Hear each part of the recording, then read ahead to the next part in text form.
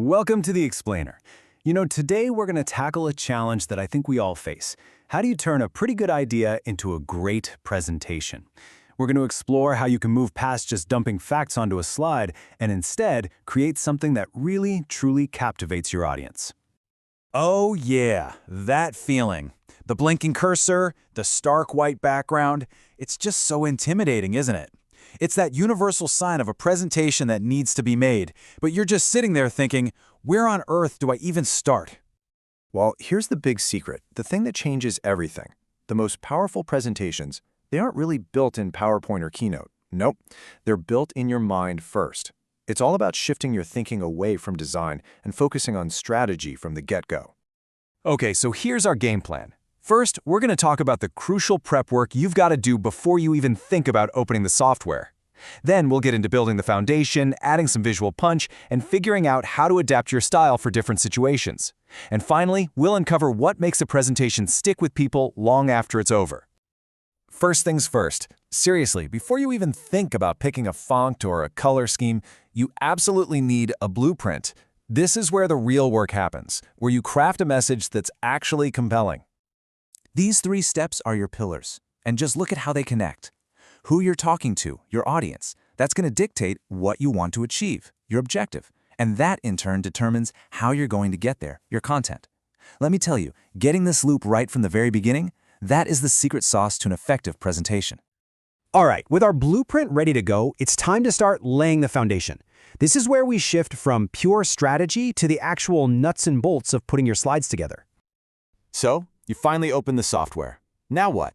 Do you go for that totally blank presentation, for complete creative freedom? Or do you grab a template to get that consistent, professional look right from the start? Honestly, there's no wrong answer here. It really just depends on your goal and how much time you've got. And here you see it, that first big decision in action. Whether you choose the blank canvas to build from scratch or a pre-designed template to guide you, this choice really does set the entire tone for your creative process. Think of your title slide as your digital handshake. It has to immediately tell your audience 2 things: what they're here for and who you are. A clear title, your name, and your affiliation, those are the absolute must-haves. And the real power here is in its clarity. Before you've even said a single word, your audience should know 3 things. What's the topic, who are you, and why should they listen to you? This one simple slide does all that heavy lifting for you, instantly. Okay, once your title is set, you can start adding the body of your presentation. And here's a pro tip. The keyboard shortcut Ctrl+M is going to be your new best friend. It lets you quickly pop in new slides and just build out your narrative. The important thing to remember is you're not just adding blank pages. The software actually gives you all these different layouts that are designed for specific things.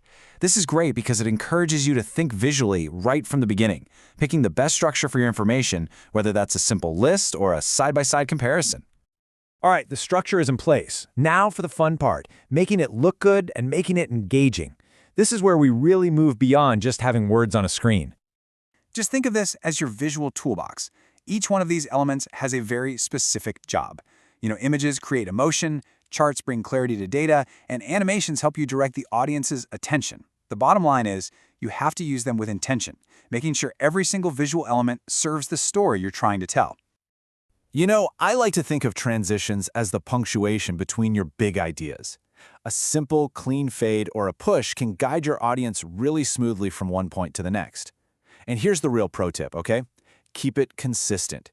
Using just 1 or 2 simple transitions throughout the whole thing feels so much more professional than throwing in a dozen different flashy effects. Trust me.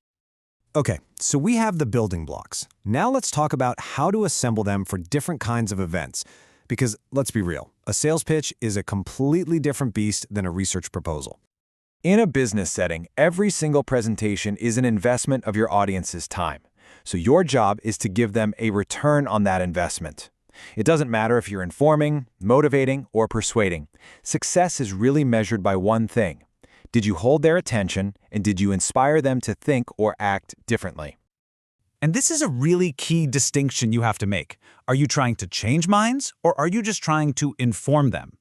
A persuasive presentation builds an argument, pushing towards a solution. An informative one just lays out the facts and the plans. Knowing which one you're doing shapes absolutely everything. Now, let's compare that to an academic setting. A research proposal has this very rigid, almost unforgiving structure.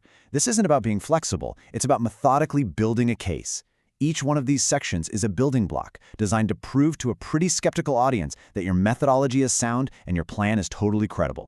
So, you've planned it, you've built it, and you've tailored it perfectly to your audience. What's that final X factor? What's the thing that takes a good presentation and makes it a truly great one?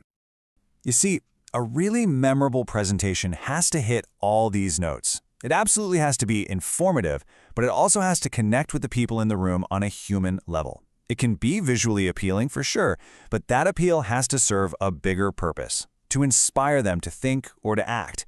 If you're missing any one of these, your message just feels incomplete. This quote really just says it all, doesn't it?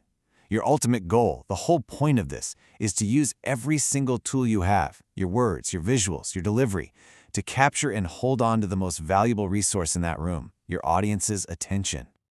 And really, that's the journey we've been on. You start with that terrifying blank slide, but by focusing on your strategy first, then building a solid structure, and then adding purposeful visual elements, you can create something that's not just a presentation, but a truly compelling narrative. So as we wrap this up, I want to leave you with one final thought. The next time you're building a deck, don't think of it as just a series of slides. Think of it as a story with a clear beginning, a really compelling middle, and a memorable end. So the question is, what story are you going to tell?